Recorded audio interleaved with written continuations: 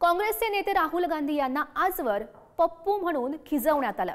आता त्याचाच पुढचा प्रयोग महाराष्ट्रामध्ये रंगतोय। आदित्य ठाकरे हे महाराष्ट्राचे पप्पू आहेत अशा आशयाचा जोरदार टोला मुख्यमंत्री देवेंद्र फडणवीस यांनी लगावलाय। उद्धव ठाकरे विरोधात देवेंद्र फडणवीस असा आजी माजी मुख्यमंत्र्यांमधला कलगीतुरा उभ्या महाराष्ट्रानं बघितला। आता त्याचा दुसरा अंक सुरू झालाय, बघूयात। आदित्य ठाकरे महाराष्ट्राचे पप्पू। आदित्य ठाकरेंनी मी महाराष्ट्राचा पप्पू आहे असं प्रदर्शन हे करू नये। मुख्यमंत्र्यांचा आदित्य ठाकरेंवर घणाघाती टोला। मला वाटत नाही की ते महाराष्ट्राचे पप्पू आहेत, मी काय त्यांना म्हणतही नाही। राहुल गांधी बनू नका, आदित्य ठाकरेंना सुनावलं।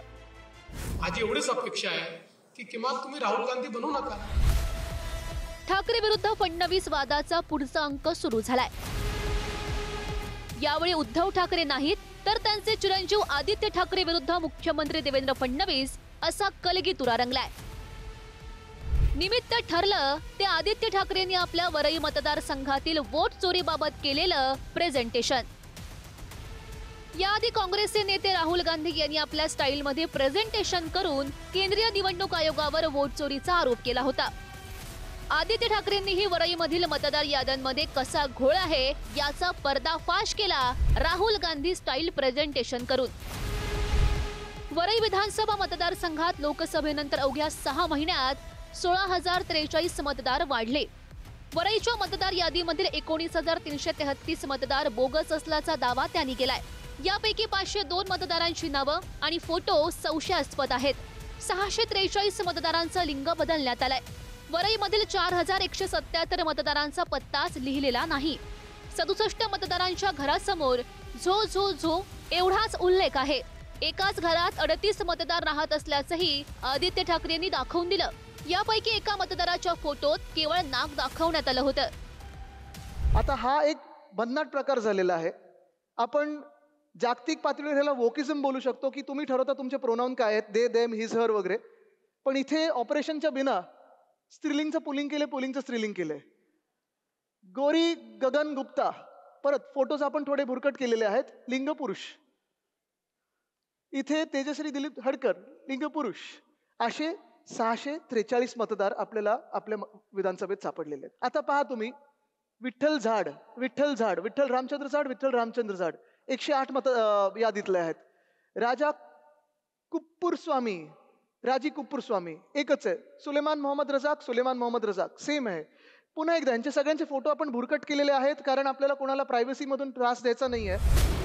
राहुल गांधी यांनी पत्रकार परिषद घेऊन केंद्रीय निवडणूक आयोगावर वोट चोरीचे आरोप केले, तर आदित्य ठाकरेंच्या पक्षाच्या निर्धार मेळाव्यात मतदार याद्यांमध्ये कसा घोळ आहे याची उदाहरणं दाखवली।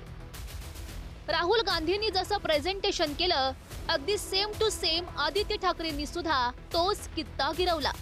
त्यामुळेच की काय, राहुल गांधींना जसं पप्पू म्हणून भाजपाकडून हिणवण्यात येतं तोच धागा पकडत मुख्यमंत्री फडणवीसांनी सुद्धा टीकेची तोफ डागली आहे। माझी अशी अपेक्षा होती की आदित्य ठाकरेंनी मी महाराष्ट्राचा पप्पू आहे असं प्रदर्शन हे करू नये अशी माझी अपेक्षा होती, कारण मला वाटत नाही की ते महाराष्ट्राचे पप्पू आहेत, मी काय त्यांना म्हणतही नाही। पण ज्या प्रकारे राहुल गांधींनी मोठी स्क्रीन लावून त्याच्यावर इकडून तिकडे येरझाऱ्या घालायच्या आणि खोदा पहाडावर चुहा भी नाही निकला अशा पद्धतीचं वक्तव्य करायचं, दुर्दैवाने तेच काल या ठिकाणी आदित्य ठाकरेंनी केलेलं आहे। माझी एवढीच अपेक्षा आहे, मी काय बोलणार नाही। त्याची उत्तरं इलेक्शन कमिशनने दिलेली आहेत। त्या संदर्भात इलेक्शन कमिशनने चॅलेंज देऊन ते कुठलाही त्या ठिकाणी योग्य पुरावा देऊ शकले नाहीत।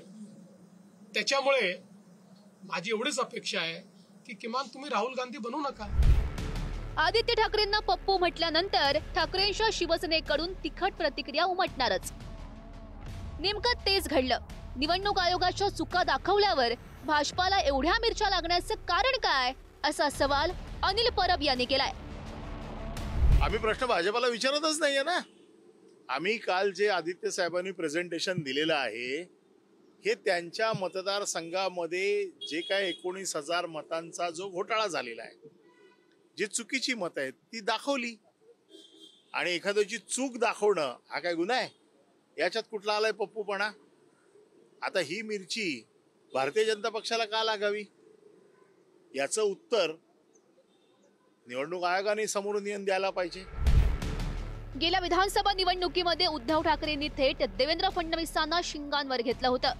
एकतर तुम्ही राहाल किंवा मी राहीन अशी भाषा उद्धव ठाकरेंनी वापरली होती. विधानसभा निवडणुकीनंतर देवेंद्र फडणवीस मुख्यमंत्री झाले आणि जेव्हा संधी मिळेल तेव्हा त्यांनी उद्धव ठाकरेंना टोले लगावण्याची एकही संधी सोडली नाही. आता आदित्य ठाकरेंना महाराष्ट्राचे पप्पू अशी उपाधी देऊन फडणवीसांनी पुढचा वार केलाय. फडणवीस विरुद्ध ठाकरे हा सामना आणखी काय वळण घेतो ते पाहायचंय. ब्युरो रिपोर्ट, पुढारी न्यूज.